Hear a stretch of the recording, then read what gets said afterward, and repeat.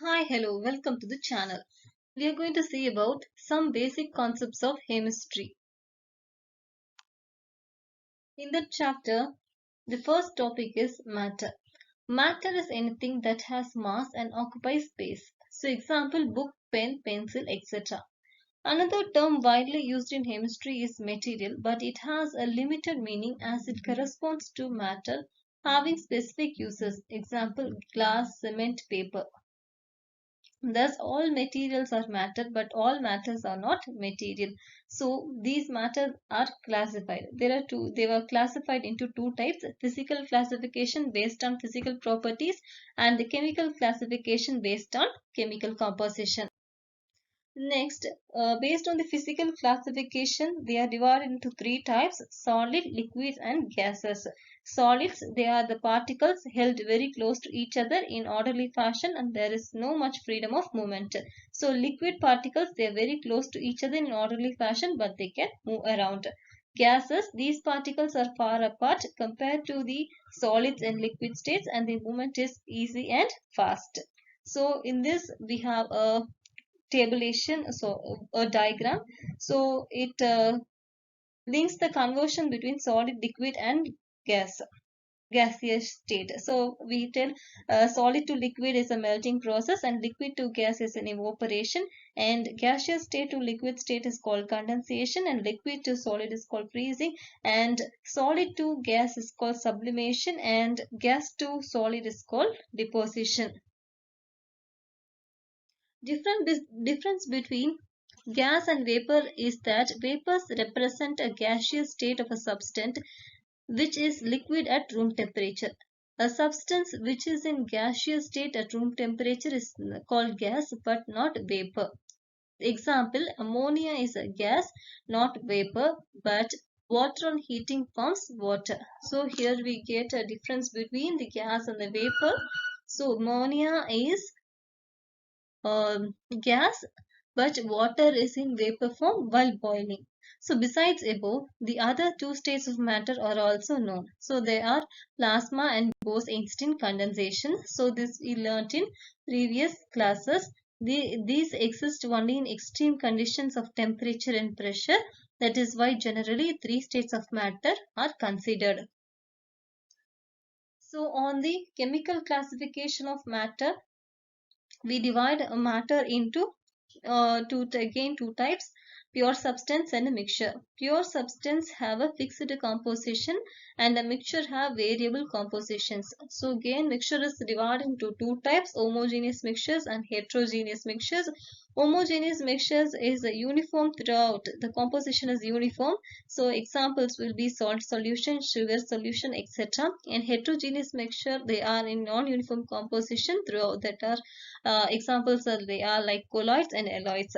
So pure substances are again classified. They are elements and compounds. So element is a one kind of particle is called element. That is one kind of particles of atoms or molecules. They are called elements, and compounds, there are one or more than any type of particles in a fixed ratio. We call it as compounds. And elements, there are three types of elements: metals, non-metals, and metalloids. And compounds, there are two types: inorganic compounds and organic compounds. Inorganic compounds are in a mineral origin and organic compounds are animal and plant origins. So next we see Dalton's atomic hypothesis. Keeping in view various laws of chemical combinations, a theoretical proof for the validity of different laws was given by John Dalton in the form of hypothesis called Dalton's atomic hypothesis. So let's see the postulates. Each element is composed of extremely small particles called atoms, which can take part in chemical combination. All atoms of a given element are identical, that is, atoms of a particular element are alike but differ from atoms of other element. Atoms of different element possess different properties, including masses. Atoms are indestructible, that is, atoms are neither created nor destroyed in chemical reaction. Atoms of elements take part to form molecules, that is, compounds are formed when atoms of more than one element combine. In a given compound, the relative number and kinds of atoms are constant. So there are 6 postulates of Dalton atomic hypothesis. This also we have learnt in the previous classes. So atomic mass. The atomic mass of an element is defined as the average relative mass of its atoms as compared to the mass of a carbon atom taken as 12. The fundamental unit of mass is AMU, atomic mass unit, which is nearly equal to 1.6604 into 10 power minus 24 grams. So gram atomic mass. So in gram atomic mass of an element expressed in grams is called gram atomic mass or gram atom or mole atom. So here are some formulas. Number of gram atoms is equal to mass of an element by gram atomic mass. Number of atoms in 1 gram of element, that is equal to 6.02 into 10 power 23 divided by atomic mass.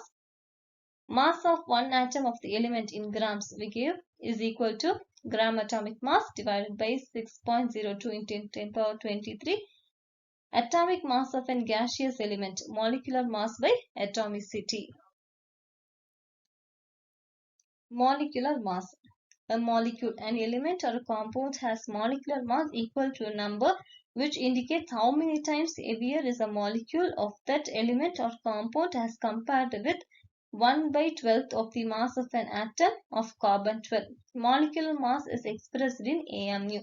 Molecular mass formula is molecular mass is equal to mass of one molecule of a substance divided by 1/12 of mass of an atom, that is carbon-12 atom. Gram molecular mass. Molecular mass of an element or a compound when expressed in gram is called gram molecular mass, gram molecule or mole molecule.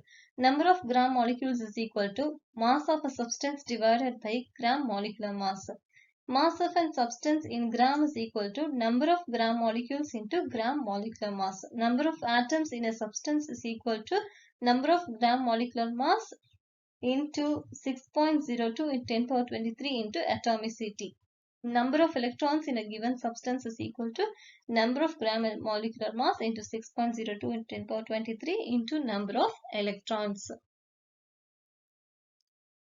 Mole concept.